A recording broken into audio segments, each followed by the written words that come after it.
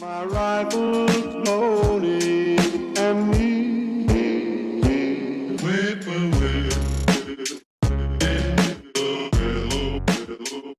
No, we always did things. I mean, we're like you were talking earlier. I mean, we always just the grinded the shit out of it. So, yeah, man, I was always a little bit envious of guys who had the actual college thing going on. I just never had that. I never went to college, so I never had that groundswell of like my buddies in college that would all listen to my music. yeah, I mean, I couldn't imagine starting a career without that. I mean, that was just like, I did an interview the other day, and it was just, I mean, that was what it was. I mean, we played Monday nights, and it was all based off getting drunk, and the reason my buddies on Mondays, the recovery room, and the reason my buddies would show up in Lubbock at the recovery room is because they didn't ID.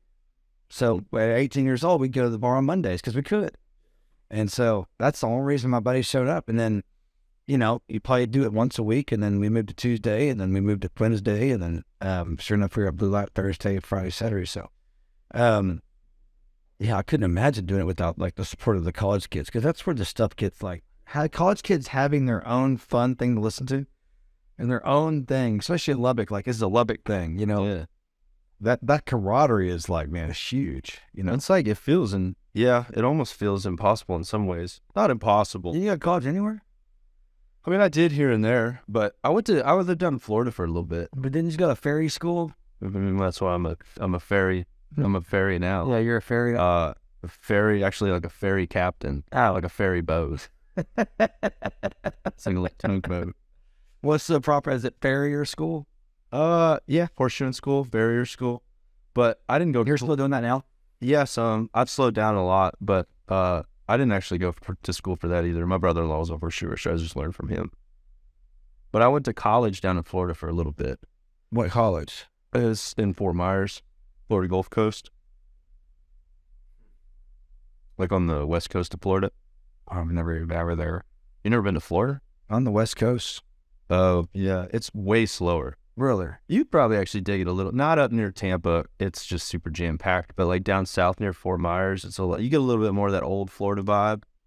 It's a lot slower. I don't even know what an old Florida vibe is. I've only been to I've been to Key West, and that's about it. Well, I mean, it would be like deep south, I don't know, old Florida. How would you describe it? Spanish Moss. Is that where the Florida Gators is? Where's Florida Gators? They're up on the Sando, so that would be like north central Florida, sort of. I thought they were at Tallahassee. That's the Seminoles. It's Florida State. It's a weird state, though. It's really segmented, and there's just so many people in and out of there. But that's where I started playing, was little beach bars down there. Really? But like it was only for like a year or something. And then I, of course, wanted to move back here because I love songwriting. But then when I moved back here, I just jumped right into it. So I never had that like, and it really wasn't until I did that songwriter deal that I had. No shit. So that was your first? Bro, when I met you, like, that could not have been. I tried to warn you. More cold turkey. You did too. I don't really even know what you told me the first time. I told you, I said, your girlfriend is really beautiful and looks like y'all got a good thing going. I wouldn't start a fucking music career without you. So then I married her. Yeah, I got married, so you made it that far. You know, the last bit of advice you gave me as well, about potentially getting pregnant and having a baby, you were like, man, that's probably not the best idea, you know, with what we do. And then the next time I saw you, yeah, I was pregnant, which is, you know, yeah, it was, I'm ready for it though. I'm ready for it financially. Was that a big part of it for you? Was just, well, I mean, it wasn't, I didn't do it on purpose either. So, but even just, we had an accidental pregnancy for sure. But, yeah, it's, I was such in a good spot. When me and Danny were dating, we were a year and a half in, and I already had been spring shopping, and I knew. And when she told me she was pregnant, it was a great conversation. I was so excited, and I was just so thankful that I had been so patient and did it with the right woman too, because if it happened sooner, I would have been with the wrong one, 100%. So, but financially it was a big thing. And also just like the ability, I took 2 months off, you know, the ability to take off, you know, back in the day, I didn't have the ability to take off. I just, you know, Just from a financial standpoint. financial and work standpoint, like I built such a good foundation. I feel like that I could choose when I want to work hard and choose when I can take time off. And back in the day, I'd never home. I mean, you know, my favorite things to do now is to do morning duties with my son, you know, from 6:30 a.m. to noon. And I fly in and out every show. I mean, not every show, but if we have a show Thursday, Friday, Saturday, I'm flying in Thursday and flying home Sunday. Do you enjoy that, or like what, or did you like being on the bus more? I mean, the bus is fun, but like the whole goal is to go get the job done, go home. So that's just like, where it used to not be like, I'm like, you know what? I'm just going to stay out this whole 10-week tour and just kind of chill on the bus. And what's the point of going home? I'll throw my house on Airbnb and see how much it rents. You know, like, why do I want to go home? There's nothing there. But now you have something to go home to. It changes the game completely, which is never the case. Totally. So, yeah, I can't wait to go home. And I love being on the road. I still do. It doesn't like, I don't sit on the road and be like, oh man, I just want to be home. Like, no, I enjoy my individuality.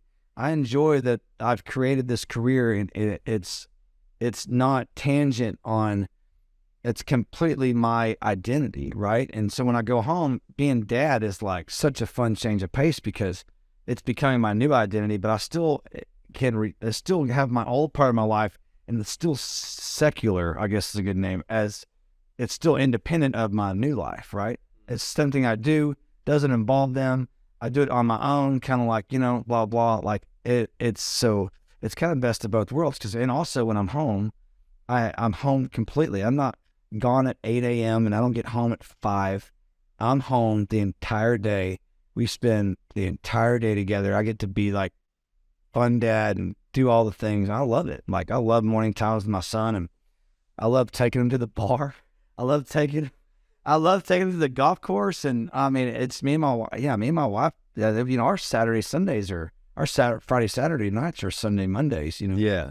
And so, yeah, we, you know, I love going to the grocery store, and like, shit, when I took the time off, you know, we'd met at the grocery store on Saturday, which I hadn't done since college, probably, gone to the grocery store on a Saturday. Right. And could not believe that's how people live.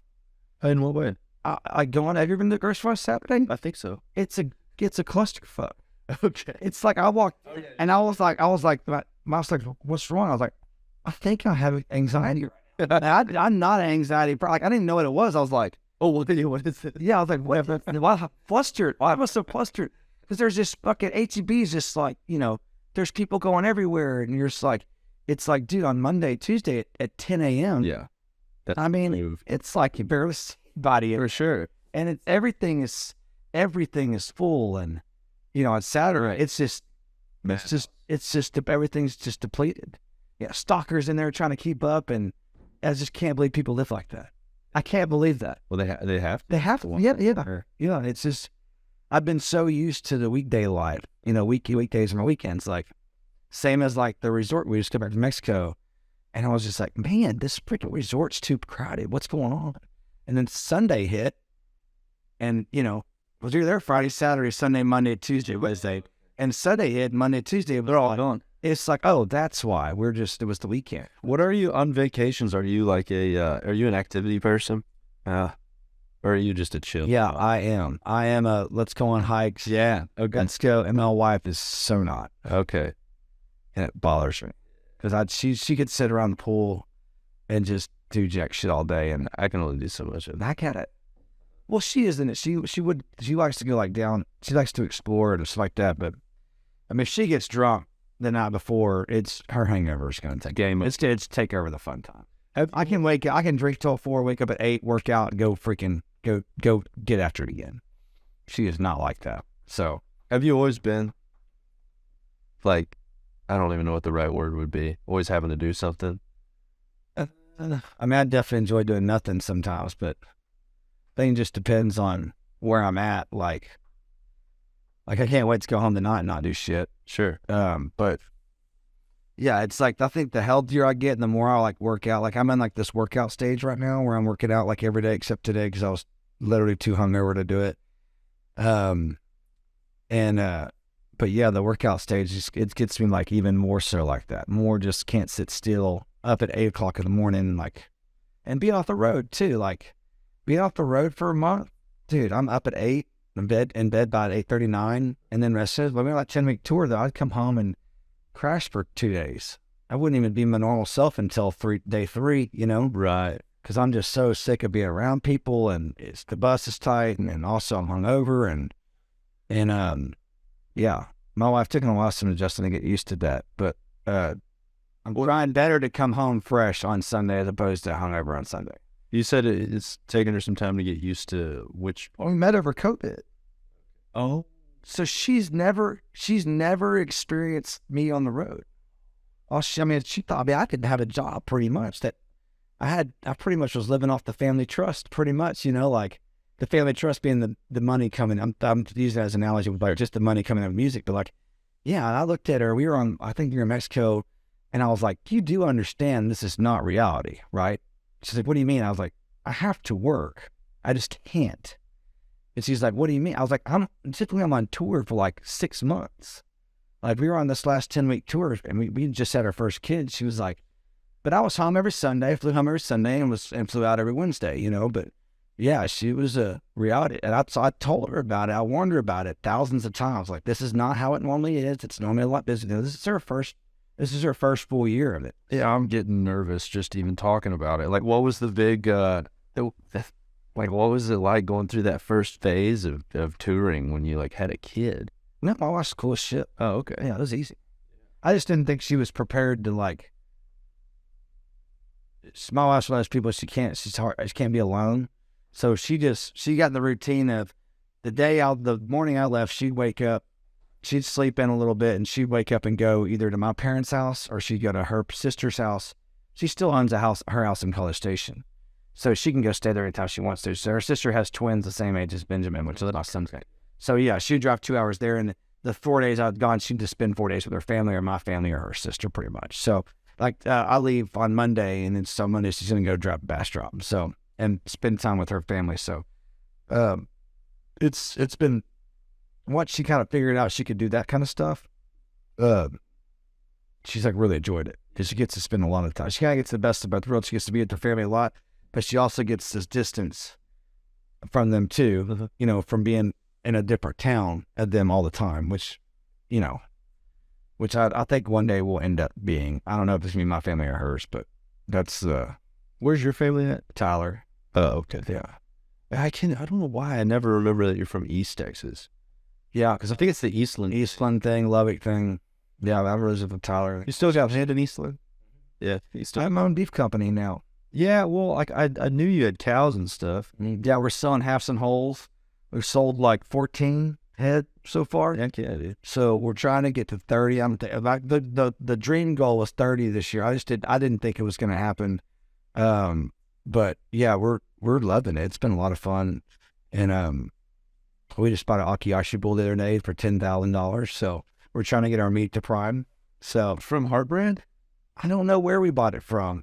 Because I went down this rabbit hole 2 years ago. So we bought it from a guy in Cross Plains. I think it was Cross Plains. And so my partner's Merrick Brooks. He rode bulls for Texas Tech. And he's kind of the cowboy of it all.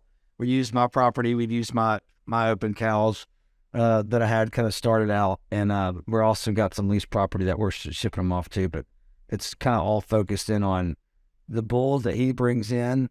And then it's my cows. It's kind of what we're doing. You said you bought an Akushi bull? Well, he did, but he's part of the company. Okay, so yeah, we did, yeah.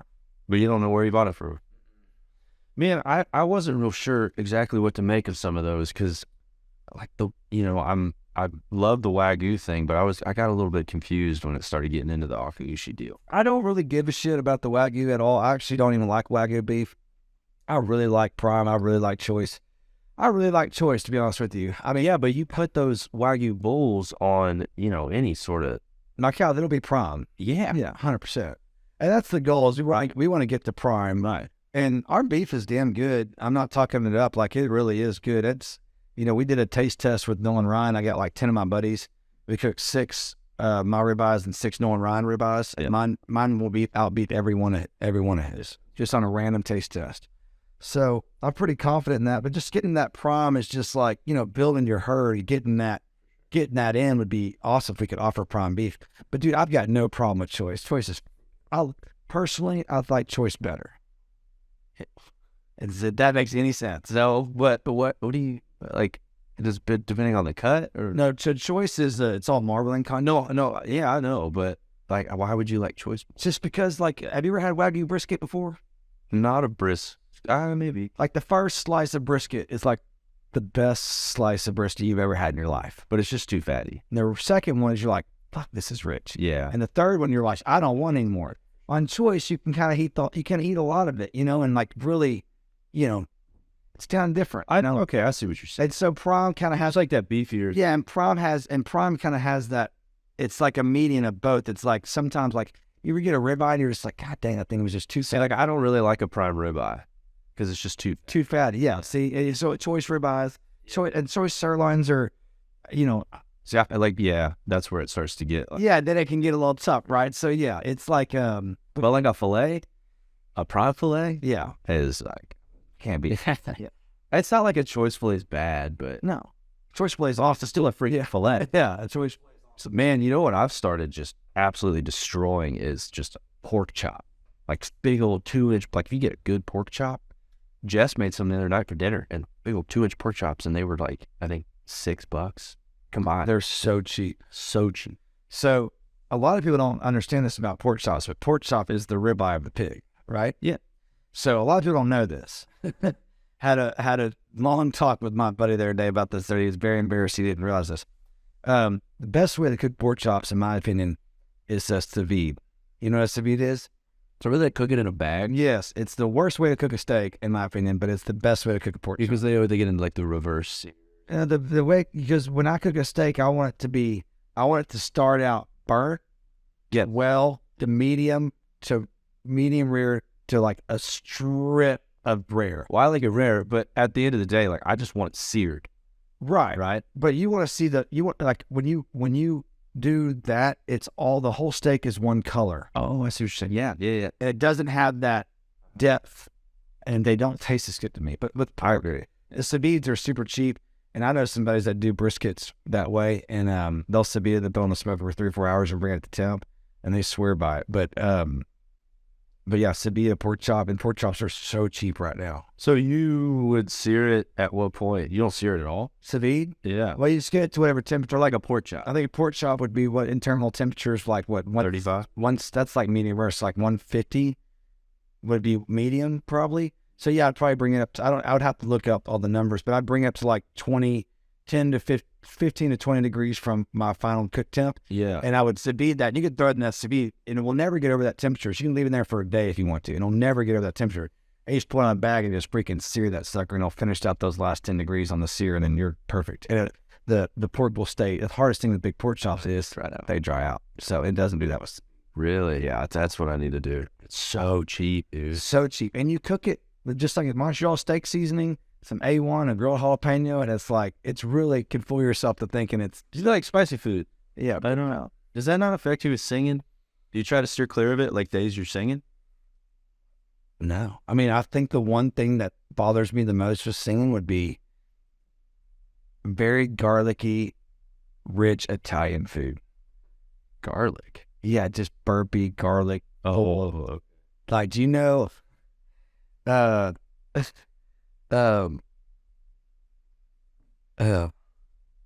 my God, I'm embarrassed. I'm forgetting his name right now. The Brooklyn kids from Stephenville. He makes his spaghetti, and you have to go eat it. Oh my God, I got a cigarette in one hand. I'll sit there and toss. So embarrassed. He'll toss the spaghetti with his other hand. He's got cigarettes. Uncle Bob, yeah, Uncle Bob's meatball. I'm so Uncle Bob, if you're listening, I'm so sorry.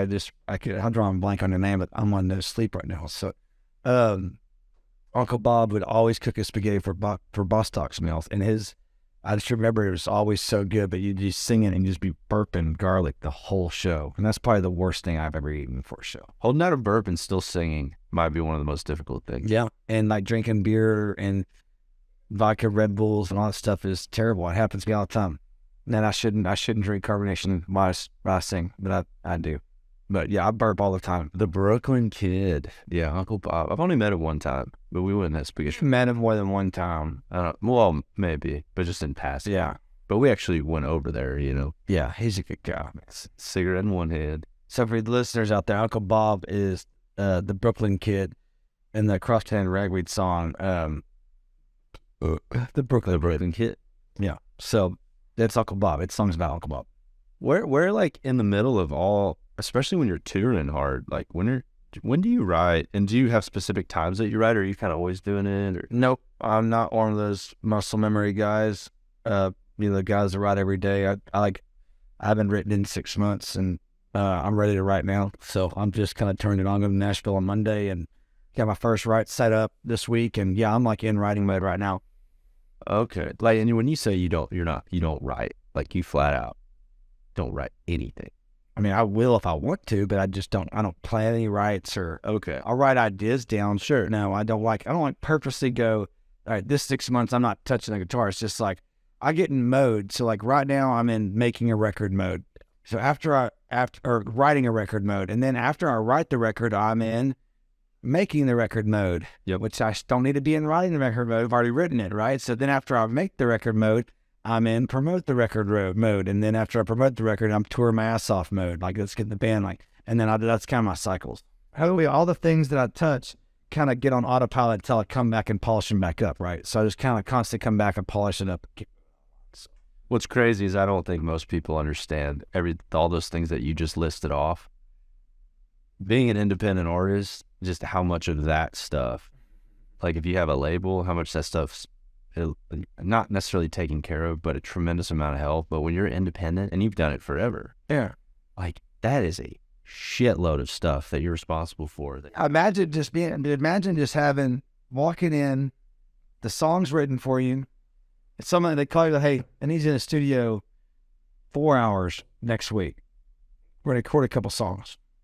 Cool. We have a band. Oh yeah, the song's already recorded. You just need to sing on them. What songs? Oh, the song's already written. Don't worry about that. It's already great. It's a great song. It'll be a hit. Just come in and record.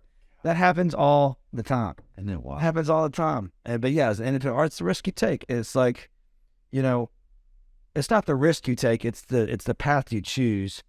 And for me, if I was getting pitched songs, and it's really easy to say when you're not doing it, because everyone wishes they were Garth Brooks or George Strait, but I can honestly say if I was getting pitched songs and singing them, I would find no joy in what I do. I'm sure I could find some joy, but it would just be soulless. The best part for me is writing a song and seeing what it does or what it doesn't do, seeing the journey of a song, seeing how a song that you created affects someone, having someone say like, man, I was on the verge of suicide and that song just freaking saved my life. Like, or writing a song and someone cries about it, like that's, you created something out of nothing and it changed the world with all that. And it's forever. It's forever. For as long as we are on this earth, as long as earth is in existence, that song will be there. Yeah. It's pretty fucking cool. Yeah. And just sticking to your guns and doing things that inspire you and just doing high quality stuff. At some point, the cream rises to the top. And if it doesn't, if I always say this too, is my career ended tomorrow. And if my career ended tomorrow, man, I've had a fantastic ride. If my voice went out on this interview and I was done, I'd be like, man, what a fun 50. I wouldn't be sad, but I wouldn't be like depressed. I'd be like, dude, what a great run. What a great career I was blessed with. Could have been bigger. Yes. Could have been smaller. Yes. There's so many different variables, but yeah, I feel nothing but like my head hits the pillow. I think at night I sleep fine. Have you always had the bug where you wanted to do something just a little bit different, like musically and artistically? You strike me, and that's what I always listen to underground music. Oh, define underground. So Guy Clark's underground. Oh, okay. Lyle Lovett's underground. Ryan Bingham was underground. I mean, when we were listening to him, Wishbone Saloon, I don't even think you can get that record. It's not. I think it's available anymore. But yeah, that was our favorite record in right in freshman year of college. And I always decided Chris Knight. Huge Chris Knight fan. Huge Robert Earl Keen fan. That's all underground music. Yeah, see, but that's I was never like a huge Garth Brooks fan. Sure. Never like. I mean, George Strait. People are gonna get mad. I've never been a huge George Strait fan, but I listen to it all day long. But I'm talking Chris Knight, like I'm obsessed about it. I was like learning every song, and like of course I like listening to George Strait, but I wasn't like obsessed about it. Couldn't wait to go to something. When I was in high school, I rather go to a Chris Knight concert than a George Strait concert. Yeah, but also you probably were like, well, once you figured out about him, you were probably super into a guy like Dean Dillon. No. Oh, so like that type of music, you just didn't get that jazzed up about. Well, I didn't even know about Dean Dillon until 5-6 years ago. Okay. And maybe that's not. Maybe it's 10 years ago, but it wasn't like I mean, you're talking like the most influential time of your life when you are the craziest about meeting someone. That's like high school and beginning of college. Like when you think they speak to you and you're so connected to them. Like that's the pinnacle. I don't even know if I could get that anymore. You know what I mean? Like I get nervous talking to Bruce Robertson still just because I have so much respect for him. Like Laura McKenna, I met her. I'm pretty nervous talking to her, and I love her music. I'm a fan, but not that high school like I'm gonna fucking die if I see this person. Sure. Like holy shit, Sure. I think I've just gotten so numb to it, through. Well, you probably start seeing behind the curtains a lot as well. Well, and it's like, dude, someone asked me who the most famous person that I know is, and I was like, it's fucking Parker McCollum. Which is crazy. Right? It's like, it's gotta be. And it's just so crazy because he was just a kid. And, he was my biggest fan back then. His dad came to all my shows and was just like, and that's just like, I think all that's kind of numbed it because I'm just such a part of the culture, I guess now. And, like, I mean, I still get, when Bruce Robertson texts me, I still get like nervous, And like I can't talk to Robert Earl Keen. I'm a super fan of Robert. Sure. I can't talk to him. Literally, I can't talk to him. Like you just panic? I just can't talk. Like I just mumble, yes sir. I mean, I just mumble. I can't talk. I got pretty nervous first time I met you. First couple times I was around you, I was pretty nervous. I'm pretty easy guy to warm up to. But then this, like Robert Earl's just like, it's just like, that's, I can't talk to Chris Knight. Can't talk to Chris Knight. Can't talk to Robert Earl. I would never been able to talk to Guy Clark, and I just can't wait to have the conversation. I love it. And those three, Will Summerlin's the other one. I couldn't talk to him. Been offered to go to dinner with them with the buddy of mine. I was like, I don't want to. With who? With Will Ramsey. Oh, for real? Yeah. And you turned it down? Yeah, I just don't want to. I can't. Is there a part of you that is scared that they're not as cool? No, it's just like it's not a scare. It's like with Robert Earl, it's just like, it's just hard to explain. I don't know if it's that like childhood, like you want to keep that fun, heuristic kind of thing. Not, they're so legend. You don't want to humanize them, Yeah. Like you want to keep, like, I don't know if it's that, but like, I just can't do it. I just can't, like, I smile talking about it because it's just like, that's how big of a figure they are to me. Like, if I fucking, like, saw Jarrod Keen in the grocery store, I would freak the fuck out.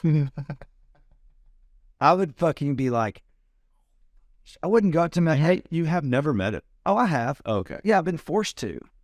Had people grab me by the arm and say, this, and he says hi to me for sure. Like, we played a show with him on his last tours, and he walked off the bus, and I walked off the bus, parked right next to his bus, and his bass player is a good friend of mine, Bill Whitbeck,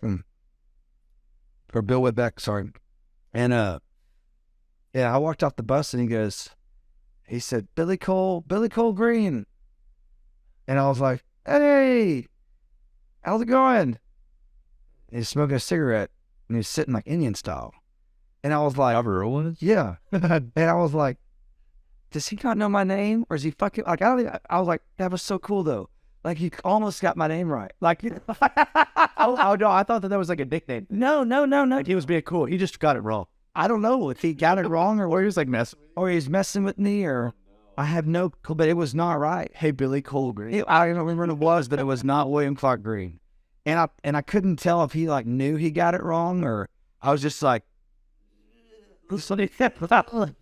can't do it. Sat there the whole time, and I pulled up a chair. I've never done this to fans either, never once. I pulled up a chair side stage, and I bought a cooler, 12-pack of beer, iced down, and I got a can of snuff, and I sat there and dipped snuff and drank Coors Light and listened to every song. And every time a fan came up, I'd be like, I'm sorry. This is my last time I'm going to see him play. Yeah, After you don't have this. he's done, I'll do whatever you want, but I'm sorry. And What was the reaction to that? I didn't care. Well, I'd be curious. I didn't even know what the reaction was. Yeah, I was like, hey, I'm watching this after the show's over. Yeah, Yeah. it's his last show ever. When was that? It's in Midland. Yeah, I had buddies at the show, and they wanted to hang out, and I was like, nah. I'm doing this. No. Good for you. Yeah. Yeah, because you don't ever get. He played all the classics. He played 5 Pound Blab Ass, and it was so great. Yeah, hell yeah, dude. But I find it interesting. You're a big Chris Knight guy, right? Yeah, but, yeah. Well, because I saw a quote by you that said, I'll probably. Yeah, because you were talking about your own music, that you like to do something that's always different and unique, and you don't ever want to like do the same thing twice, basically.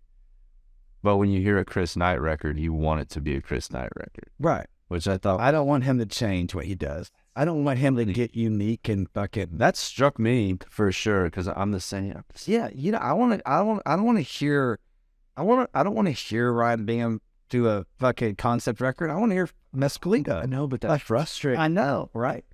But as an artist, it sucks. It sucks because being pigeonholed is the worst feeling ever, especially as like someone who's a songwriter, because the coolest part is doing something new and different. Yeah. Exploring new options, and That's what keeps it fresh. yeah. And songs like Ringing Road never would have existed. And that's kind of how I think I've done a really good job. I'm not going to say training, but Training your audience. yeah, that it's just going to, They're ready for it. let's see what the fuck happens. But there's something special to that. That's what I've been like trying to do is, it's like like my second album. It's like, okay, well, you can either do the exact same thing, or this is probably the moment that you could do something a little bit different. I could be totally wrong on this too. So, but you do something a little bit different at the beginning. Like, at least you're setting the tone. It might not be the right business move like now, but at least you're setting the tone for, I'm going to just pretty much do what I want to do. And if you guys want to go along for the ride, that's cool. If not, that's fine as well.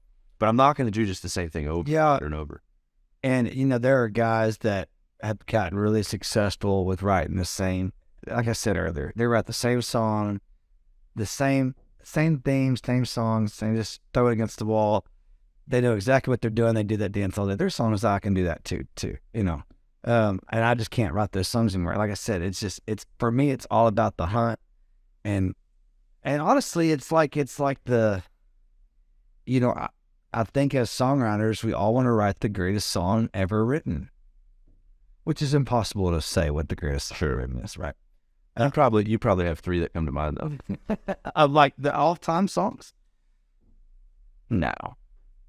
I couldn't even name you a top 5.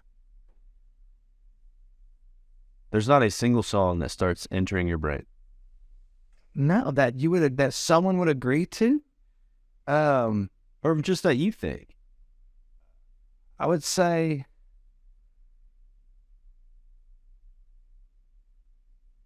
maybe The Dance by Garth Brooks. There had to be a Garth Brooks song in there somewhere. I can get down. I feel like a woman should have explained. Bro, How big was that song? it's a straight bop. What do you go by? Do you go by craft of the song, or do you go by popularity? Like, dude, that Shania Twain record was bigger than the Beatles. Dude, it was bigger than it, wasn't it? It was, I think it's the third most sold record of all time. It's just, that's unbelievable. And then the producer was freaking Mutt Lang. I think Harlem Alive, Never Leave Harlem Alive, like that song is, Okay. there are some Daryl Scott songs that I'm just like, dude, oh my God, that's so good. But I couldn't tell you the best song ever written. What would it be? Do you have any, like, what's the best? Okay, give me your top, what are the best movies? Well, give me 3 or 5 best movies ever made. Oh, mine are going to be bad. But it's not your opinion. What do you think the best movies ever made are? Oh, yeah, that's way above. Okay, I'd say Saving Private Ryan. It's got to be in there. I don't know what they Forrest Gump. I don't know how they. Shawshank Redemption might be up there. Yeah, you know more about movies than. But I don't know how they like classify. I mean, Saving Private Ryan is one of the greatest movies of all time. I mean, it's just, the production's unbelievable. But yeah, see, that's easy. But songs is just, I couldn't do it. I have no clue what the best song ever written is. Yeah, it is so elusive, but that's what makes it so fun. Just like if it gives me goosebumps, if it makes me feel something. And it doesn't necessarily have to be the most weighty topic. Right, exactly. It's like, And whatever the purpose it's serving. yeah, it's like, someone asked me the other day, they're like, shit, hungry you to watch guys like Florida Georgia Line and you know, become so successful. It's like, why should that anger me? Like, I don't choose not to listen to it, and that's fine. Like, and actually, they have a song called Sundays, probably a guilty pleasure song of mine. I think that song's fucking fun. I think it's fun. I was like, shit, you know. But no, I'm not gonna. Then people find joy in it. Why would I take joy away from? Why would I? Because I'm bitter and I don't like it. I want to take it. If people like it, let it. Why? Who gives a shit? It's a free country. I'm not angry that someone made art and I don't like it. Like, it's retarded. Well, yeah, it's a weird thing to go down. It's a retarded. People like, oh, some artists like, oh, I hate them. They're destroying. When you stop to, like, Philip Haney, who was the tour manager for Eli Young. You know, Eli Young was getting some flack when they were on the rise for having real modern pop kind of music, and he said this deal. He's like, you know, all those 90 country songs, you know where they are? He goes, they're still fucking there. You can still listen to them. No kidding. We didn't steal them. They're not like gone forever. Yeah. They're still there. Yeah. It's okay. And like, I always thought that was hilarious. If you don't like it, don't listen to it. Yeah, it's not a big deal. Like, when, I'm not going to lie though, when the radio comes on and I hear something so stupid, I'll hit my the power button and fucking be like, God, that was trash. But I'm not like expending the energy. I'm not like wishing their vocal cords fucking, and they quit making music. Like, they're making people happy. Do you think that a lot of people that get that emotionally attached to it, though, I find that a lot of them are people that really aren't very creative themselves and they've never really done anything like that? I think definitely I think music is a reflection of people's creativity. I think it seems to me the most intellectual people like that I know, and this does not mean people that are dumb listen to other types of music. I'm just saying, like, when Drew Kennedy is one of the smartest guys I know. Like, the people who listen to his music are all these types of intellectual people. Okay. It's like this intellect music. It's not. I'm not saying that I'm not saying, it's just there's this underground scene of like kind of music. I want to say music styles, but like this. That's what it is. Is it? It is. But I quality of music that is more that's more poetry. Like, I think Drew Kennedy's a poet. So I really do. I think his music, the songwriting is very poetry based, and I think his clientele or his base really appreciates the poetry aspect of his songs, which is not your typical 28-year-old kid, you know. See, but I've always run into big problems with that because it's in some ways the music snob thing starts to become a cop out. They convince themselves that they're doing this really high level songwriting, and it's like, no, people don't like it, and it's not popular because it sucks. It's like the guys. I'm not saying that about that's. The guys that this is so funny thing about the guys in Nashville, like the songwriters in Nashville. It's like, well, I'm a songwriter, and they're like, well, you're a singer songwriter. But yeah, like, well, I'm a songwriter. I live in Nashville, write songs. So it's like, which ones? Well, I mean, I haven't cut to it, right? But I'm the songwriter. You're the singer. We're here to help you write songs. Sure. No, I've written the songs that are popular. I'm the one that wrote those songs. I have some actual evidence. I'm 2% of the fucking music consumed on the planet. Exactly. Yeah. It's so, but they're so snobby about it. They're like, well, what? Well, cool. What songs did you write? Well, I haven't. I mean, I haven't really got any cuts or anything, but I'm the like singers come to me for help with their like. Yeah, I'm definitely asking for help, but it's also like let's combine forces and try to write a great song. But it's not like you can't take credit for things that I did by myself a long time ago. Doesn't negate the fact like I don't get respect as like a songwriter. Like my manager told That seems so weird to me. I know, right? Like my manager told me, he goes, man, he goes, if you lived in Nashville, and you didn't pursue the live music scene, he goes, you'd be known as one of the best writers in town. I'm like, why would it be any different than now? Yeah, people just want to put you in a box. Right, 100%. That's exactly why, because they're not in that box. It differentiates their box, right? And they get really protective and tribal about it. 100%. And honestly, there's a lot of jealousy that comes into it. Well, and they can get jealous all they want to. And I've written a lot of bad songs, trust me. Yes, I've recorded some bad songs. But yeah, it's just, that's always boggled my mind of like, I don't understand why I'm not the one, our scene's not celebrated because we have this tremendous amount, the scene has a tremendous amount of listeners. We have tremendous amount of fan base. And it's not respected at all against people who have no listeners and no fan base. Yep. So bizarre. Yep. So bizarre. And just like back to the independent thing, what it takes to put all that together is just astounding. To be able to write it, record it, sing it, produce it, market it, brand it, like all of those things put together, it's a mountain. And then it's odd that it's like you wouldn't be considered. It's like because you can do more than one thing, you can't do one thing very good. Yeah, well, Nashville hates they hate the Spotify thing. Has destroyed it. It's shown all its flaws. I mean, it's pulled its body armor out because the Nashville would pretty much, they didn't own the radio stations, but they were very high influence. They could pretty much control what people listen to, and control is power, right? In any aspect. So if you can control what's on country radio, you can control who's famous and who's not, pretty much. And now they have no control. Yep. You can go straight. And Morgan Wallen, Morgan Wallen's a great example of someone that, man, I'm really impressed with his songwriting on some stuff, and some stuff I'm just like, damn. Isn't it odd how it can go that fast? Like, it's like some stuff I'm like, dude, like what a great songwriter. And then the next one's just, I'm just like, yeah, God damn it, why are you doing it? Yeah, it's weird. it's really bizarre. But it's not, I think it's more production in his songwriting. It's just the rapping. I just get so, and trap beats. Hate it. What's funny is I hate trap beats on like hip hop. Yeah, rap. Like I just hate the way trap beats sound with that little hi hat.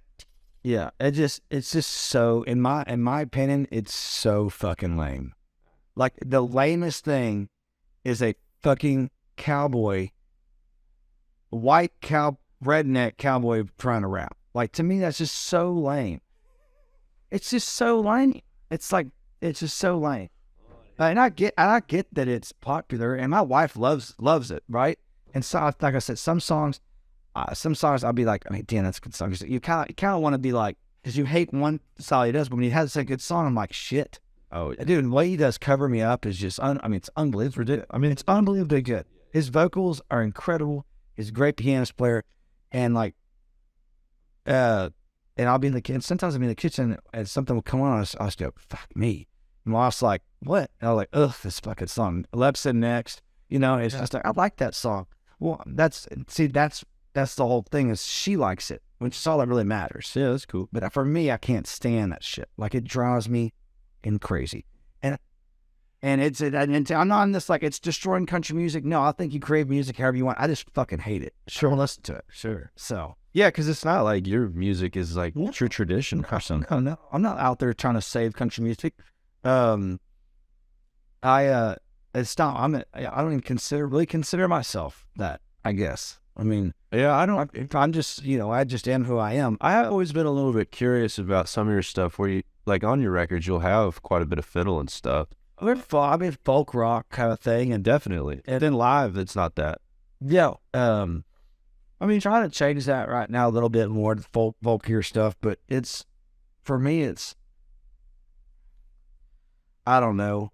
As a songwriter, it's just like, well, the only way you amplify words is with melody, right? So, and melody takes music, right? Music amplifies. So the whole point is to amplify music. So that's like, you always hear the saying like, well, that song was just overproduced, or that song was underproduced, because you want to push a song in a direction where everything you do behind the lyrics amplifies it, right? And you can do too much or too little to take away from the song. You can literally produce a song in a way to where you do it a disservice. I've done that 1,000 times on my records. I always felt like I've gone the wrong direction on some songs. For sure. Wish I wouldn't have done it. Wish I'd done it a different way. You never felt right in the record. Still didn't feel right. Just still a great song, but just I really just took everything away, the avenue away from that song. And that's the key is for me is that's why there's no genre. It's not like this song doesn't have to have steel fiddle and blah blah. It's like, no, let's try to amplify the lyrics as much as possible with whatever the fuck we can use. Yeah. And that's what I do. That is the way your stuff has always hit me. That's why I've always was a fan. And then your recent stuff too, where it's just really unique and it doesn't follow a lot of the trends of what's popular like right now. But it also, That's why it's not popular. Right? but I wouldn't even say it's not popular. I mean, I guess it depends on your definition. Well, yeah, it's your definition. Like, sure, he's not Like playing a freaking arena. But Parker's original as fuck. Nobody sounds like him. No one's writing like him. Right. His songs are good. They're catchy. They're fun. You want to sing them.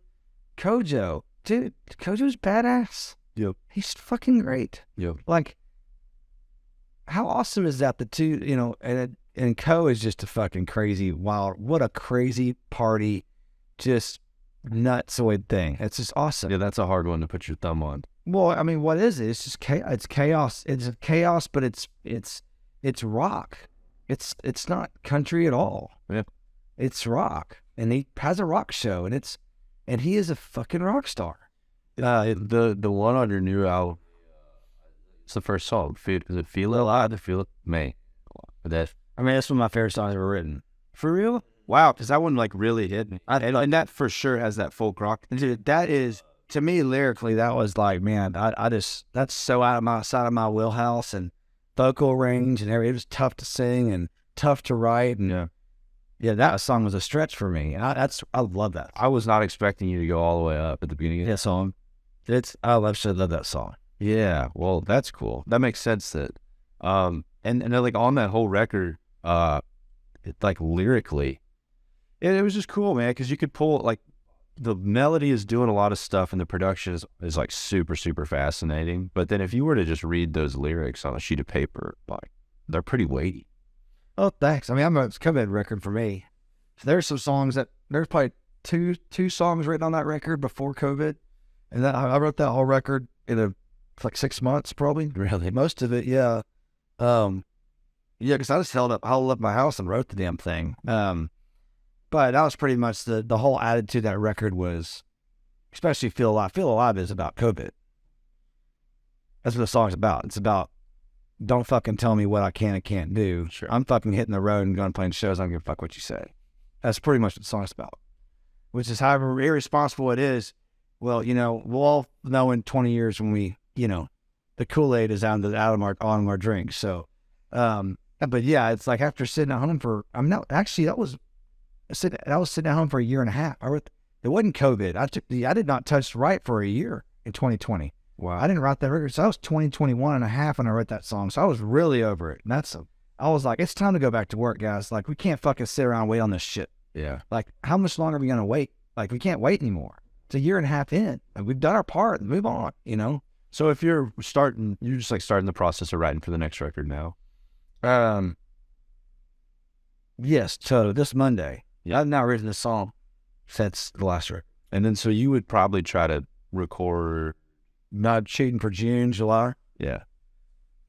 I mean, it is assuming I could write a record in 6 months, which is a heavy task. But I'm gonna go to like I said, I'm all in. I'm all in. So, I bet my first Nashville trip goes not good.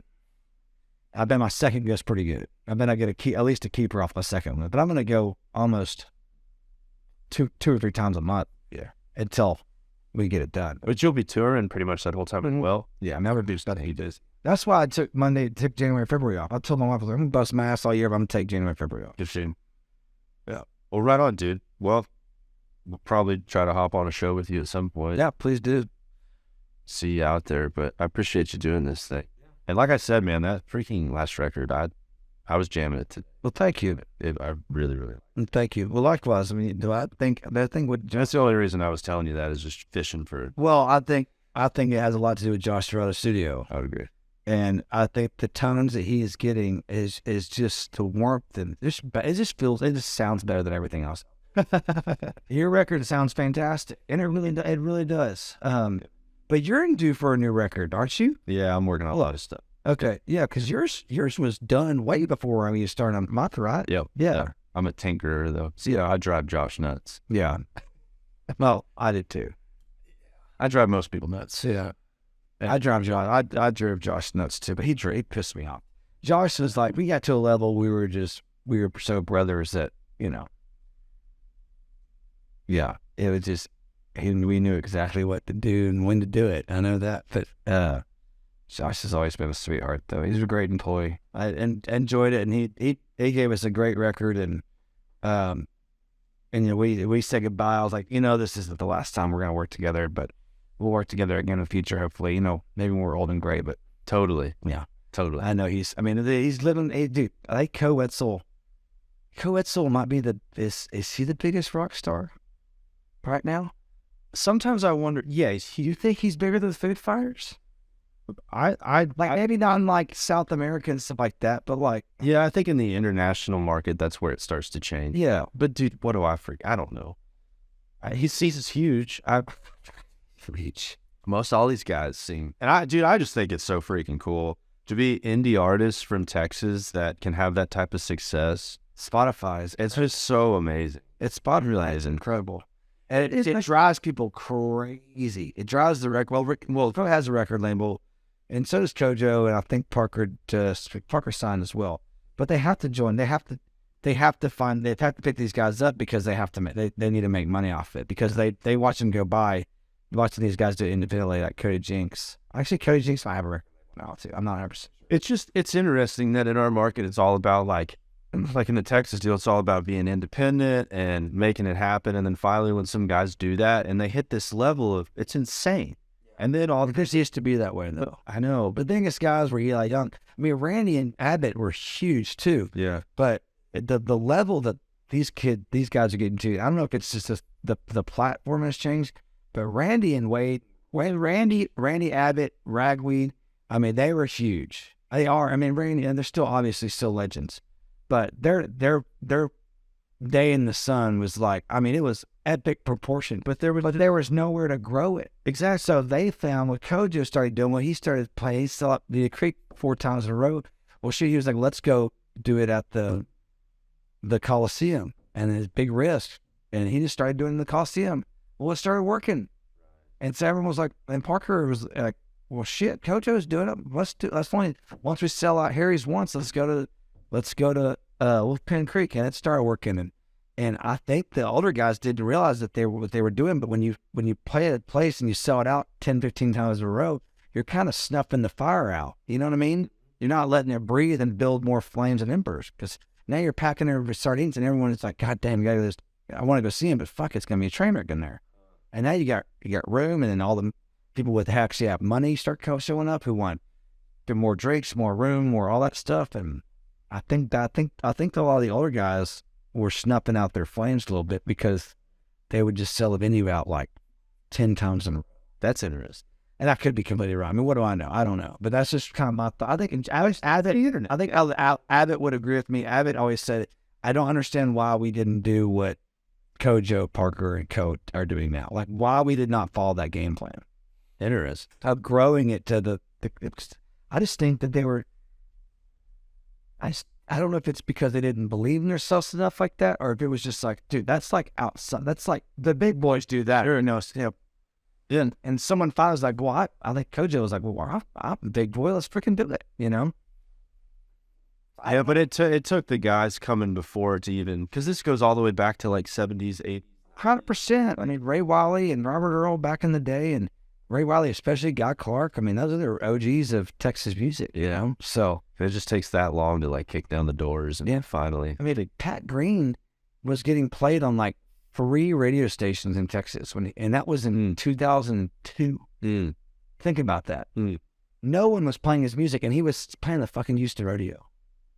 Think about that. There was like 2 stations playing his song, 1 single. It's like, what?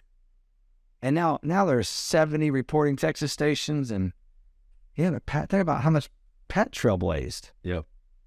I mean, that's pretty freaking cool. Yeah, I think it's great. And so that's to my point, is it's weird to see these guys do so well. Then there ends up being that little groundswell of people that are like, man, they don't like. Well, no, it's only good the more that, like I told everyone, and watching, dude, I'm telling you, watching Parker and Co pass us by, it's a very tough pill to swallow, especially when it first starts happening, because you're like, they're gonna put them ahead of us on this bill, you know? You're like, big?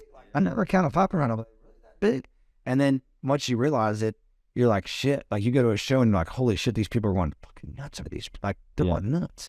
And but when I tell guys that get bitter about it, and it's a human reaction that's normal, you know, to have like this, like, you know, and but when I tell everyone, it's like, dude, the more eyes we have on this scene, the better it is for all of us. And it's like we're all in this pulled together. The more attention we can draw to our scene, the less power that Nashville will have over us, because they've had power over us for years. And if they sit there and say they haven't done anything to deflect us, it's fucking bullshit. I know it, and everyone else knows it. So, that's my story. So, hell yeah, dude, that's a good place to end it, probably. Yeah. So, where's so do you start playing in March? Yeah, I got acoustic tour in March, and then we hit up full band. I got 1 full band show the 25th of February. I think it's 25th in Houston. And we hit up acoustic in March. And Don't act so excited. well, I wanted to sleep right down there. I tried to offer you a Red Bull. Yeah. You wanted to go for that low grade caffeine. Yeah. I'm going to get some Taco Bell on the way home, and I'm going to crash out. Heck yeah. Thanks for doing it, man. I did appreciate it. Just see you, Jarrod. Glad you're doing this. This is cool. Hell yeah. See y'all. Of a tree